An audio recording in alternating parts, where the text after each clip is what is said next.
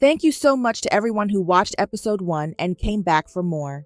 Previously on I Couldn't Walk Away. Episode 2, The Woman Who Stayed.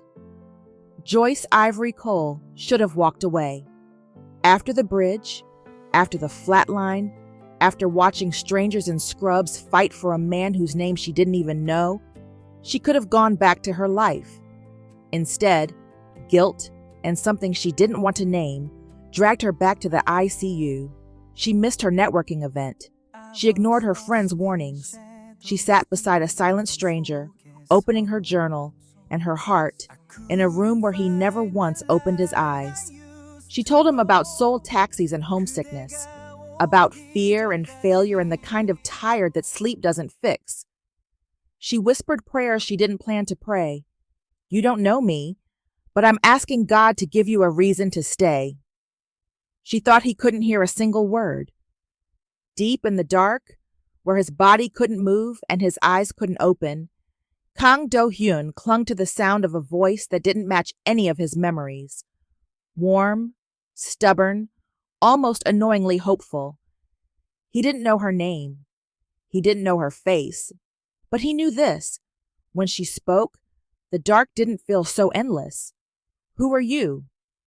The question rose through the silence. And episode 3 begins with whatever answers the dark is about to give him. He floated, but nothing held him. Sometimes the darkness felt like water, heavy and slow and pressing on all sides. Other times it was like space, cold and endless, his thoughts drifting apart like pieces of a broken satellite. He didn't feel his body. There was no weight, no pain, no familiar throb in his skull. For a while, that felt like relief. Then the memories started. He has always been weak and sickly. Tea steamed in a porcelain cup. The cup was white with a thin gold rim, one of the expensive sets reserved for guests. But it wasn't a guest drinking from it. It was a little boy, hands too small to wrap all the way around the china. Slowly, Do-hyun a woman's voice murmured. It's hot. We don't want you to burn yourself again, do we? The woman's face was blurred at the edges, like a photograph left out in the rain. But her perfume was sharp and unmistakable. Jasmine, and something sweeter underneath. He lifted the cup obediently. The tea was bitter, not like the roasted barley his father used to share with him in the mornings. This one left a film on his tongue, a heaviness in his limbs a few minutes later. He didn't like it. You must finish, she said, voice still gentle. Gloved fingers tipped the cup a little closer to his lips. The doctor said this will make you strong, He drank. The scene melted. His father's hand was large and warm around his shoulder. They were standing on the balcony of the old office, the one his stepmother had remodeled later to look more global. Back then, it had heavy wooden railings and a direct view of the river. Now, when you feel the weight of the company, you remember this, Chairman Kang said, gesturing toward the water. It flows. It adapts. It looks soft, but it carves mountains over time. You don't have to be loud to be strong, son. I'm not strong, the boy said. The words slipped out before he could swallow them. I get sick. I make you worry. Grandma said. Chairman Kang's hand tightened for a second. Your grandmother, he said lightly, is very generous with opinions that were not requested. You are my son. That is enough. For a moment, warmth bloomed in his chest. Enough. The word settled there like a promise. Then the balcony rippled and fell away, beeping, numbers, a ceiling he recognized but didn't. The dark pulled him back down before he could reach it. Time folded in on itself. His stepmother's voice came and went, honey and knives layered together. You must rest. Let mother handle the hard things. Don't worry about the meetings. They upset your delicate system. His father's voice appeared less often. You're doing well. Don't let them tell you you're broken. I'm proud of you, son. Then there was the other voice, new, unfamiliar, warm, in a way neither of the others were. He didn't know when it first appeared. Maybe after the bridge, after the cold metal and the sudden feeling of falling, after the jolt in his chest and the flat line that swallowed sound. The new voice cut through those echoes like a small, stubborn light. First impressions of soul. The driver dropped me by the river and told me to walk, like I'm in some Olympic training program. Your tea situation is depressing, by the way. You should know that. Hospital tea is a crime. He tried to turn toward it, but in this place he had no head, no ears, no body. Still, he listened. Outside the Coma, the world moved on without him. Joyce found her hostel after 3 wrong trains, 1 right train, and a very patient station attendant who drew her a map on a receipt. By the time she collapsed onto the thin mattress in the narrow room, the sun was clawing its way up over Seoul's skyline. Light seeped in through the small curtain and painted a pale stripe across her face. She slept for 4 hours, woke up disoriented, and remembered everything at once. Oof, she groaned, swinging her legs over the side of the bed. Her muscles ached from adrenaline crash and cheap furniture. Welcome to Seoul. Population, you and your terrible life choices. Her phone, plugged into a converter by the bed, pinged with a new email. She squinted at the subject line, then sat up straighter. From HR, Hanul Creative Agency, Miss Cole. We were informed by the police that you were involved as a witness in an incident near the Han River involving a member of the Kane Group family. We hope you were not hurt. We are still very interested in speaking with you, but we understand if your availability is impacted. Please let us know if you are able to attend an interview tomorrow afternoon or suggest an alternative time. Best regards. She read it twice. Kane Group, she repeated aloud. So he's, what, some kind of VIP? It made sense, now that she thought about it. The private room. The way the doctor had said his family with that tightness in his shoulders. The fact that the police and hospital had clearly connected her to him fast enough for HR to know. A vague memory surfaced of a news alert on a TV in the hospital lobby. Heir to Kane Group hospitalized after bridge incident. Possible suicide attempt not confirmed. No names, just a blurred photo of the bridge and an ambulance. She'd been too tired to process it then. Now her stomach dipped. So you're rich, she muttered to the empty room. That's great. Love that for you. Makes you jumping even less okay. Her screen lit again with a call, this time from Olivia. Joyce answered, turning on speaker and setting the phone on the little table so she could hunt through her backpack with both hands for something resembling breakfast. Tell me you're in a bed and not still in a hospital chair, Olivia said by way of hello. I am in a bed, Joyce confirmed. A very judgmental one. I think the Springs know I made bad choices. Did you at least get some sleep? A little.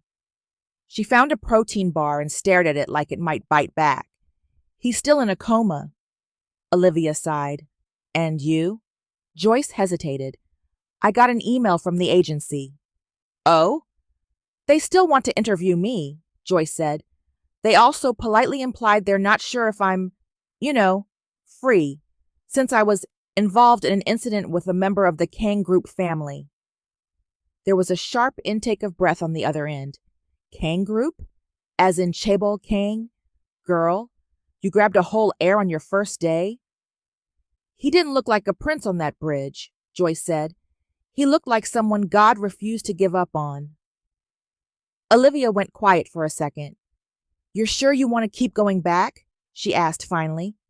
You stopped a tragedy. You stayed through the worst. You can go to your interview with your head up and let his very wealthy people handle the rest. I know, Joyce said, but her chest tightened at the thought of not going back. She pictured the machines, the bandages, the way his hand had looked resting on the sheet. Still, but not empty. I just. She sank onto the edge of the bed, pinching the bridge of her nose. Every time I think, okay, that's enough. You did your part. Something in me keeps replaying his face on that railing, like a stuck video. Is that something in you? Olivia asked gently. Or someone? Joyce let out a humorless laugh. You trying to Pentecostal psychology me right now? I'm trying to make sure you don't martyr yourself for a stranger and then resent God for it later, Olivia shot back. There's a difference between obedience and codependency. The words stung because they were too true. Joyce chewed on the protein bar. Maybe it's both, she admitted. Maybe my savior complex and his actual plan are fighting cage matches in my chest. I don't know. Then ask him, Olivia said, before you run back up there and claim it's his idea. Joyce sighed. You're annoying. I'm right. I hate it. You love me. That, unfortunately, is also true. They said goodbye with promises to text later.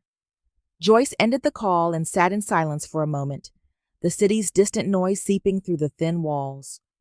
Okay, she said at last, rubbing her hands over her face. Fine. She slid off the bed, knelt on the cold floor between the mattress and the wall, and pressed her forehead briefly to the thin blanket. God, she whispered, I'm tired. Physically, emotionally, financially, the whole buffet. I did what anyone with a pulse and a conscience should do on that bridge. But you know me. You know I overstay where I'm not assigned. If you want me to stay involved, I need you to make that clear. And if I'm just clinging because I don't know how to let go of people, even strangers, I need you to cut that off. Please. No thunder, no vision. Just the distant honk of a car and the faint hum of the hostel's fridge. Still, when she got up, she knew two things. She would email the agency and confirm the interview for tomorrow. And she would go back to the hospital today. Just once more. Once more turned into a pattern. It wasn't a dramatic commitment. At first, she framed it as practical. She had to ride the subway past the hospital anyway to get to Hanul Creative Agency's office area. It didn't cost extra to get off one stop earlier. She could check on him for 10 minutes, then go about her day. 10 minutes became 30. 30 became an hour. By the third day, the nurses stopped asking who she was. She learned their names instead. Nurse Han, with the gentle hands and endless supply of Band-Aids. Nurse Park, who pretended to be grumpy but always made sure Joyce had water. A rotating cast of doctors who came and went with charts and muttered updates. She learned his name, too. Kang Do-hyun. The first time she saw it was on the chart clipped to the end of his bed. So, she said quietly, tracing the printed letters with her eyes. Kang Do-hyun. That's better than the guy from the bridge, I guess. She bought a small, cheap Bluetooth speaker from a stall near the subway station. The cashier tried to upsell her on a more expensive model, but she stuck to the one that wouldn't eat her emergency ramen money. In his room, she set it on the bedside table and connected it to her phone.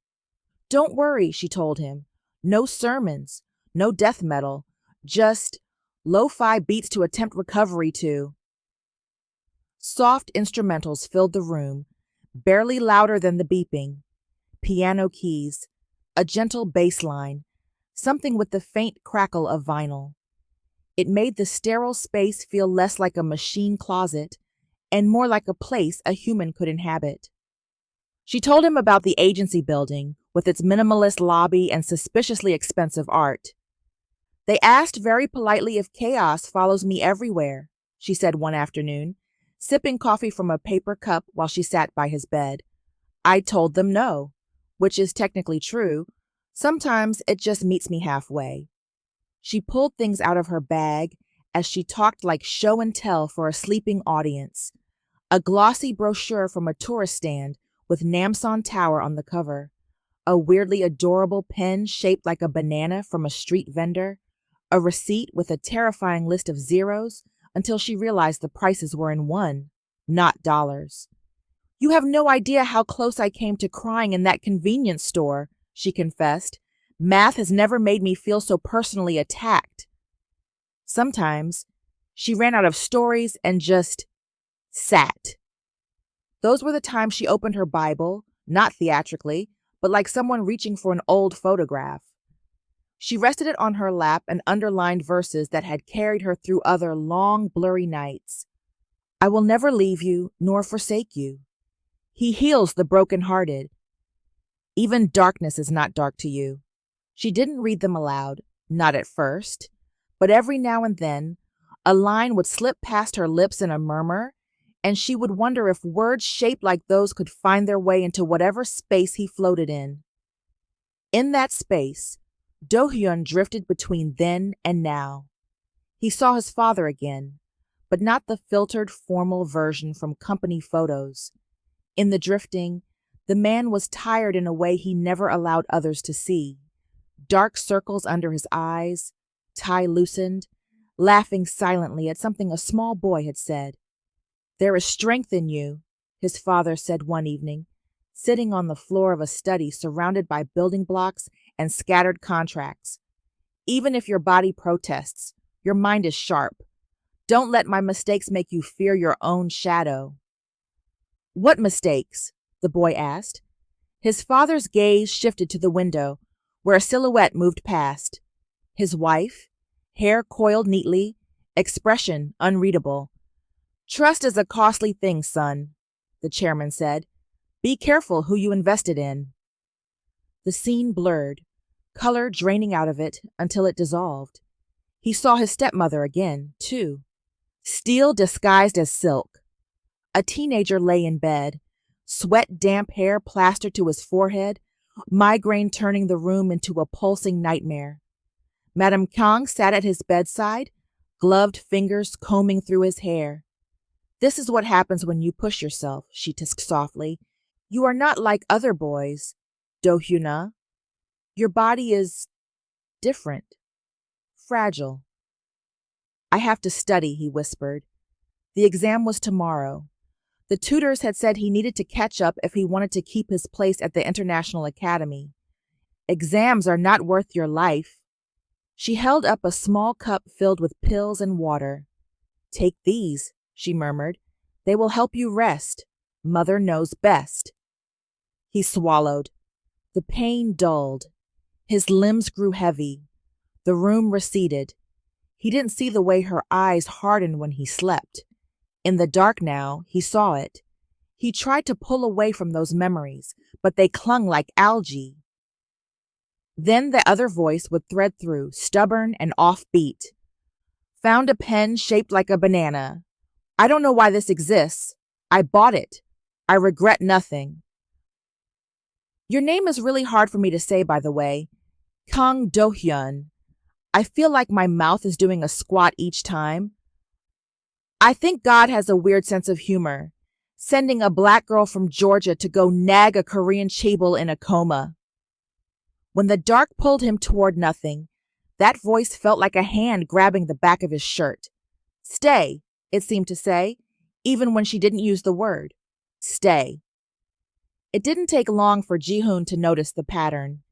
He'd been at the hospital every day since the call. His guilt was a different color than Joyce's, but just as sharp. He should have insisted on another doctor sooner. He should have stolen the pills from Do-hyun's jacket and thrown them away. He should have done something other than stand in that corridor while the board voted his friend out of power. Now, all he could do was hover. He learned the ICU schedule like a second job. He knew when the neurology team did rounds, when the nurses changed dressings, when the cleaning staff came through with their carts. And he noticed her. The first time, he'd written her off as a fluke, a one-night stand with a conscience, maybe, or a particularly determined fan.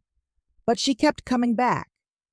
The black woman with the tired eyes and curly hair stuffed under a beanie or scarf, depending on the day, sometimes in jeans and a sweater, sometimes in the one blazer he'd seen her wear to some meeting or other, always with a bag that looked like it had lived 3 lifetimes. At first, She'd hover in the doorway as if expecting someone to kick her out. Then, as days passed and no one did, she slipped into the chair at the bedside like it had been waiting for her. She talked to Do-hyun, not loudly, not with dramatic declarations, but in that rambling way people did when they'd been awake for too long. Ji-hoon heard snippets when he walked past the half-open door. I went to an interview today where they had art on the walls that cost more than my entire student loan debt. Do you know how weird it is to be the only black woman in a room and also the only one in sneakers? I felt like a glitch. Sometimes she didn't talk at all. He saw her sitting with a book on her lap, not a romance novel or some self-help paperback, but a Bible. She'd read quietly, underlining something now and then, head bowed but not in a performative way. He wouldn't have believed it if he hadn't also seen the monitors. At first, he thought it was his imagination, wishful thinking. But a week into this strange vigil, he started checking the charts. He wasn't supposed to, but Koreans were excellent at pretending not to see things as long as you looked confident doing them. He flipped through printouts when the nurses were distracted. He memorized trends. On mornings when the room was empty except for the machines, Do-hyun's vitals were steady but low. Brain activity hovered at a thin, worrisome line. On afternoons when Joyce had been there, the graphs looked different. Small spikes, tiny increases in responsiveness. Nothing dramatic enough for a headline, but enough to make a man who had sat through too many board presentations to ignore patterns. He mentioned it once, casually, to Nurse Han. "Has the doctor said anything about these fluctuations?" he asked, tapping the papers. Nurse Han glanced at them and shrugged. "It is not unusual for coma patients to have changes," she said. "Sometimes when families speak to them, we see small responses. It is good." "That woman," Ji-hoon said slowly. "The foreigner. She's not family." Nurse Han's eyes slid toward the door of the room, where Joyce's silhouette moved as she adjusted the blanket over Do-hyun's legs. "She is here more than his family," the nurse said quietly. "Sometimes that is what matters." Ji-hoon didn't argue. He just started paying more attention. If Ji-hoon was the quiet observer, Madame Kang was the hurricane. She arrived one afternoon surrounded by assistants, a PR manager, and the faint smell of expensive perfume. Joyce was exiting the room as the entourage reached the ICU doors. She stepped aside instinctively, flattening herself against the wall to let them pass. She recognized the man at the front of the group, the one who'd rushed through the doors on that first night. His hair was neater now, his suit less rumpled, but the lines around his eyes were deeper. Beside him walked a woman whose presence made the air feel colder. Madame Kang. She wore black, of course, not the flat black of mourning, but the rich, textured kind that absorbed light. A simple strand of pearls at her throat, diamond studs in her ears, makeup flawless. Her expression, as she approached the room, was the picture of grief. "My poor son," she murmured, for the benefit of the cameras, resting a hand briefly against the glass before going inside. The PR manager adjusted his angle just so, capturing her profile. Strong, composed, tragic. Joyce watched from the corridor, stomach twisting. Inside, Madame Kang moved to the bed and cupped Do-hyun's face with both gloved hands, careful not to disturb the bandages. "Mother is here," she whispered, loud enough for everyone, including the cameras, to hear. "You have to fight, For father, for the company, for all those who depend on you." The cameras clicked, assistants dabbed at their eyes. Ji-hoon stood in the corner like a shadow, jaw clenched tight enough to crack molars. Later, when the cameras were gone and only a lawyer remained, Madame Kang's face changed. The softness snapped off like a mask. "Where are the documents?" she asked, turning to the man with the briefcase. He produced a neat stack of papers. "The medical team has provided the necessary evaluations," he said. We can move forward with the petition to have Director Kang declared temporarily unfit to manage his affairs. For his protection, of course. Of course, she echoed. Joyce shouldn't have heard that part. She knew that. But the corridor acoustics were terrible, and the door to the small family consultation room didn't quite close all the way if someone didn't pull it hard enough. She hadn't meant to linger. She'd been on her way out, telling herself today would be the last visit, that she'd given enough. The sound of the word unfit froze her mid-step. This will shift voting power? Madame Kang asked. Yes, the lawyer said. For the duration of his incapacity, your legal guardianship will allow you to exercise his shares and sign on his behalf. The board will support it. They are concerned about the company's image, concerned about their positions. Joyce translated silently. Good, Madame Kang said. We wouldn't want anyone misguided to influence him if he wakes. Her tone on the word misguided made ice creep up Joyce's spine. Ji-hoon's voice came next, low and tight. He trusted you, he said. His father trusted you. You are using his coma to protect what my husband built, she snapped, the veneer cracking for a moment. Do not speak to me of trust, Ji-hoon-si. You are a salaried man. You can be replaced. My son cannot. Joyce stepped back before someone caught her eavesdropping. Her hands shook. She had no stake in this company, no shares, no seat at any table. She barely had a bank account that could handle sole rent. But she knew predatory moves when she saw them. She'd seen them in smaller ways, in relationships and workplaces, and churches that called exploitation service. I'm not making him my project, she muttered under her breath as she walked back toward the ICU. I'm not. This is not my battle. Her feet carried her to his room anyway. It was late when the breaking point came. Visiting hours had ended hours ago, but ICU rules blurred at night. Lights were dimmer. The world outside felt further away. Nurses moved like ghosts, checking charts and adjusting lines. Joyce slipped in with the hush of someone who had done this too many times now to be noticed. The Bluetooth speaker hummed quietly with soft piano. The room smelled faintly of antiseptic and coffee. Hers. She'd spent the day oscillating between the agency office, where the interview had gone surprisingly well, and a cafe where she tried to convince herself to celebrate. Instead, she'd found herself replaying snippets of legal talk she wasn't supposed to have heard, and the image of a woman in black signing papers over her unconscious son. Hey, she said softly, sinking into the chair at his bedside. It's me again, the stranger who refuses to mind her business. He lay as always. The only clues that time was passing were the changing dates on the whiteboard by the door and the faint stubble on his jaw. She was so tired her bones hurt. Here's the thing, she said, folding her arms on the rail and resting her forehead on them for a second. I told God to make it clear if I'm supposed to keep coming, and every time I try to quit, something pulls me back here.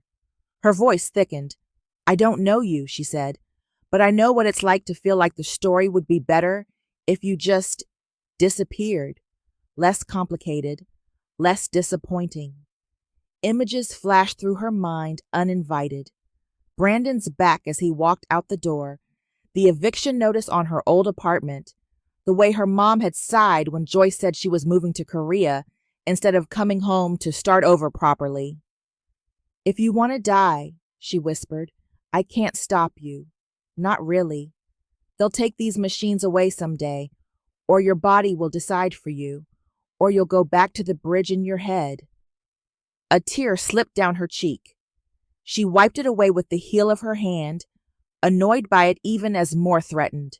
But you should know, she continued, that someone, somewhere, might actually need you. Even if it's just one person. Even if it's just me trying to understand why God won't let me leave. Her fingers found his hand almost without conscious thought. It was warm. That surprised her. She'd expected coldness, some clinical temperature regulated by machines. Instead, His skin felt human. She laid her palm lightly over his. "This is not me trying to be a hero," she said, eyes closed. "I'm done with that. This is me saying, if you're not finished with him, then I'm not either. And if you are, then at least he won't have gone out without someone telling him he mattered." The prayer wasn't eloquent. It wasn't long. It was more exhale than speech. She sat there for a few minutes, letting the music and the beeping and her heartbeat fill whatever space her words had carved out. Then she gently slid her hand away. "Okay," she murmured, pushing to her feet.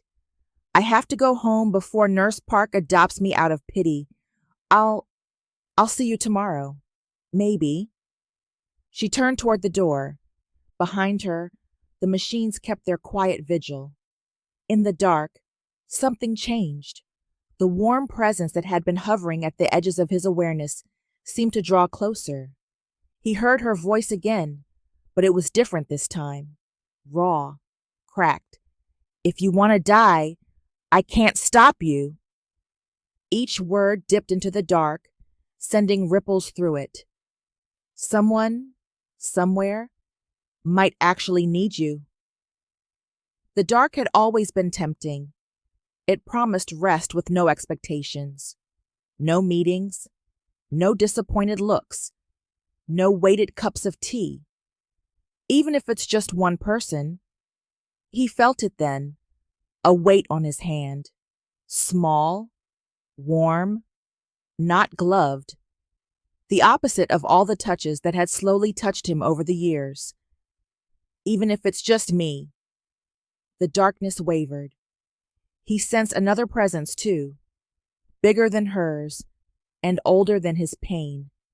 It didn't speak in words. It just was, solid, unmoved.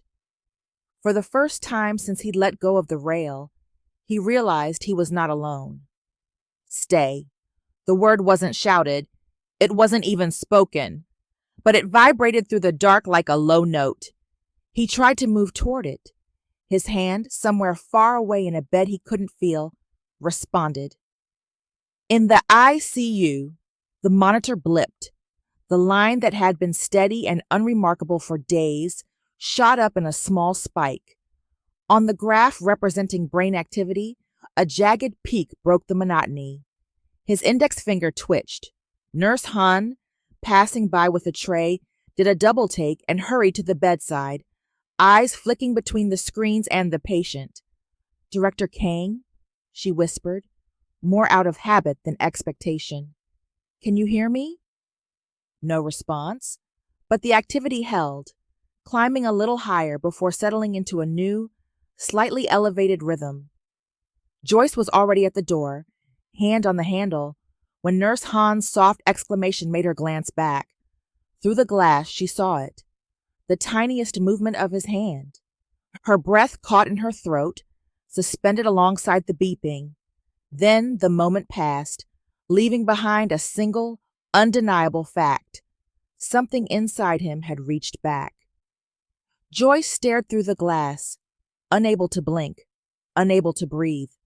She'd spent days talking to a statue, pouring words into a silence that never moved. And now his finger had twitched. Her palm lifted, pressing softly to the window as if she could touch him through it. "Do it again," she whispered, the words misting the glass. "If you can hear me, just do it again." He didn't move. The monitor kept its new rhythm, steady but changed, as if his body had heard a song his mind hadn't caught up to yet. Nurse Han hurried out, cheeks flushed. "He showed response," she said quickly. "It might be nothing. It might just be reflex." Joyce's gaze never left his hand. It might be nothing. It might be the first crack in the dark. Behind her, the hallway buzzed with ordinary hospital noise. Phones ringing, wheels squeaking, a distant voice calling for a doctor. Life continued like nothing had happened. But Joyce knew. She didn't have proof. She didn't have numbers or charts or medical explanations. She just had that one small twitch, and the strange, stubborn certainty pressing against her ribs. He heard me. Her fingers tightened on the door handle. She had promised herself one more visit. Then she would walk away, focus on her own life, stop circling a stranger's bed like a ghost. Joyce looked from his hand to his face, slack and motionless on the pillow. "Looks like I'm not done," she breathed. Somewhere in the darkness he floated in. A question rose again, closer this time, edged with something almost like hope. "Who are you?" The beeping held its new tempo. Joyce Ivory Cole stepped back into the room. End of episode 3. If you're ready to see what happens next, make sure you're subscribed and your notifications are on. Episode 4 is on the way.